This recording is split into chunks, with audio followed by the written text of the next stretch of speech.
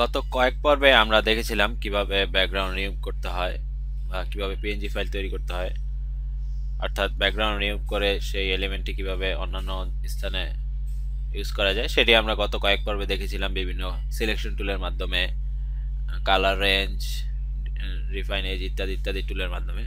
তো সেই পদ্ধতিগুলো অনেকের কাছে বেশ কমপ্লেক্স মনে হতে পারে।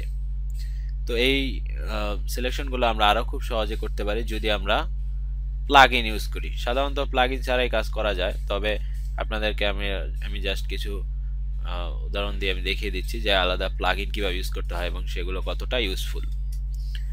এখানে আমরা যেই প্লাগইনটি নিয়ে এখন আলোচনা করব সেটা হচ্ছে ফ্লুইড মাস্ক।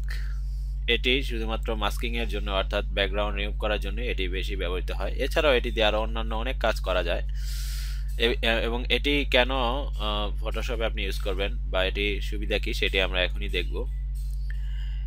এখানে আমি ফটোশপ CS6 এ আমি এটা টেস্ট করে দেখেছি, ইভেন এখন এটা সিসিতে এখন ইউজ করা যাচ্ছে। তো এর পরবর্তীতে যে নতুন ভার্সনগুলো বের হবে বা পরবর্তী ভার্সনগুলোতেও আশা করা যায় এটি ব্যবহার করা যাবে। তবে CS6 হলে সরাসরি আপনি এই ফিল্টার এবং এখানে আপনি দেখতে পাবেন এটি যেহেতু সিসি ভার্সন তাই এখানে এটি থাকছে না। তবে অন্যান্য প্লাগইন আপনি যদি ইনস্টল করেন তখন আপনার প্লাগইনগুলো এখানে থাকবে, ফিল্টার এবং এই নিচে এখানে থাকবে। তো যাই হোক, এটি আমরা এখন কাজ দেখব। এখানে ফাইল মেনুতে গিয়ে ওপেনে গিয়ে আমরা এই ইমেজটি ওপেন করি, বিগ হেয়ার ডিউড, যেটি আমরা গত কয়েক পর্বে আমরা দেখেছিলাম কিভাবে ব্যাকগ্রাউন্ড রিমুভ করতে হয়। তো এখানে বাই ডিফল্ট ভাবে এই ব্রাশটি সিলেক্ট করা থাকে এবং এখানে একটু কাজ চলে। আপনার যদি লো কনফিগার হয় তাহলে এটি একটু কাজ করতে একটু সময় লাগবে। তো এটি দিয়ে আমরা ব্যাকগ্রাউন্ডটি সিলেক্ট করে দিই, এখানে আমরা পেইন্ট করি। দেখুন এটি এক ক্লিকেই পুরো ইমেজটির ব্যাকগ্রাউন্ড সিলেক্ট হয়ে গিয়েছে। যদিও এখানে চুলের কিছুটা এখানে আমরা দেখতে পাচ্ছি কিছুটা চুল সিলেক্ট হয়ে গিয়েছে, তবে এটিও সমাধান করা সম্ভব। তো এই ব্যাকগ্রাউন্ডটি সিলেক্ট করার পরে আমরা যদি এখানে ক্লিক করি ক্রিয়েট কাটআউট, তাহলে দেখুন এটি ব্যাকগ্রাউন্ড রিমুভ হয়ে গিয়েছে। তো এটিকে আমরা ইচ্ছা করলে এখন সেভ এস দিয়ে আমরা এই যে পিএনজি ফাইল, যেটি সাধারণত ইউজ করা হয় ব্যাকগ্রাউন্ড রিমুভ করার জন্য এবং ওয়েবে ব্যবহার করার জন্য পিএনজি ফাইল ইউজ করা হয়, যেমন লোগো, যেমন বিভিন্ন লোগো বিভিন্ন জায়গায় ইউজ করার জন্য পিএনজি ফাইলটি ইউজ করা হয়। অর্থাৎ ট্রান্সপারেন্ট যে কোনো ব্যাকগ্রাউন্ডে সেটি নিয়ে জাস্ট বসিয়ে দেওয়া যায়, সেজন্য পিএনজি ফরম্যাট ইউজ করা হয়। তো এখানে দেখুন আমরা কত সুন্দর একটি সিলেকশন তৈরি করতে পেরেছি। যদিও এখানে চুলের এই অংশটুকু ছাড়া বাকি যেই সিলেকশনগুলো আমরা দেখতে পাচ্ছি সেটি বেশ স্মুথ এবং কোনোরকম সমস্যা ছাড়াই আমরা খুব সহজেই তৈরি করে ফেলেছি। কিন্তু এই জিনিসটি কিভাবে সমাধান করব, এটিও সমাধান করা সম্ভব।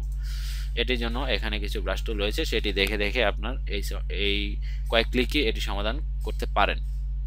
তো এটি আমি এখন এত বিস্তারিত দেখালাম না, আপনি এটি কিভাবে শিখবেন সেটা আমি এখানে দেখিয়ে দিচ্ছি। হেল্প মেনুতে গিয়ে আপনি যদি টিউটোরিয়ালে ক্লিক করেন তাহলেই এখানে কিছু ফ্রি টিউটোরিয়াল দেখতে পাবেন, যেখানে খুব সহজেই এই সফটওয়্যারটি কীভাবে ইউজ করতে হয় সেটি সম্পর্কে বিস্তারিত আলোচনা করা হয়েছে। যেমন এই চুলের এই কাজগুলো কিভাবে সমাধান করতে হয়, যেমন এখানে দেখিয়ে দেওয়া হয়েছে hair, how to deal with hair, অর্থাৎ চুল কিভাবে এই ব্যাকগ্রাউন্ড থেকে আলাদা করা যায় সেটিও এখানে দেখানো হয়েছে। তো আপনারা এই টিউটোরিয়ালগুলো দেখে নেবেন, এটি অবশ্যই ফ্রি টিউটোরিয়াল, তাই যখন ইচ্ছে তখন দেখে নিতে পারেন।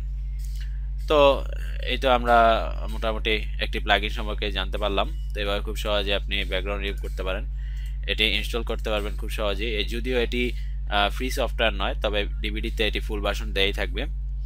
এখানে দেখুন ফ্লুইড মাস্ক 3 সেটআপ এরকম একটি ফাইল রয়েছে, এটি ডাবল ক্লিক করে নর্মাল সফটওয়্যার মতো সেটআপ করুন।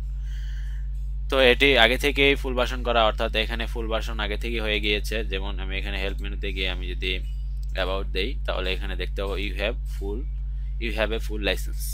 তো আপনার যদি কোনো কারণে ফুল ভার্সন না হয়, অর্থাৎ ইনস্টল করার পরে যদি দেখেন ফুল ভার্সন না হয়, সেক্ষেত্রে এখানে কিজেন ফাইল আছে যেটি দিয়ে আপনি ফুল ভার্সন করে নিতে পারেন।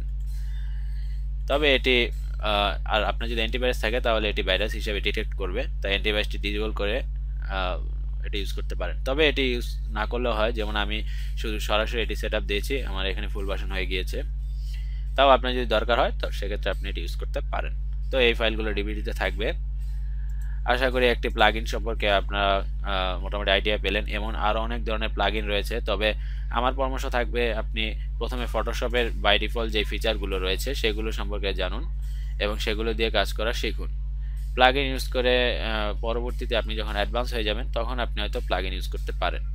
তবে ফটোশপে বাই ডিফল্ট টুল ইউজ করাটাই বুদ্ধিমানের কাজ। আর প্লাগইন ইউজ করতে চাইলে আপনি এটা ইউজ করতে পারেন, বেশ সময় আপনার বাঁচিয়ে দিবে। আশা করি একটি প্লাগইন সম্পর্কে এবং প্লাগইন কীভাবে ফটোশপে ইউজ করতে হয় সেটা আপনারা আইডিয়া পেয়েছেন। ধন্যবাদ।